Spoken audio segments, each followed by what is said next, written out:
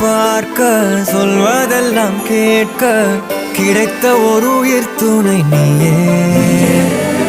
என் சிரிப்பில் பாதி என் துயரில் பாதி பகிர்ந்து நீ அருந்துகிறாயே.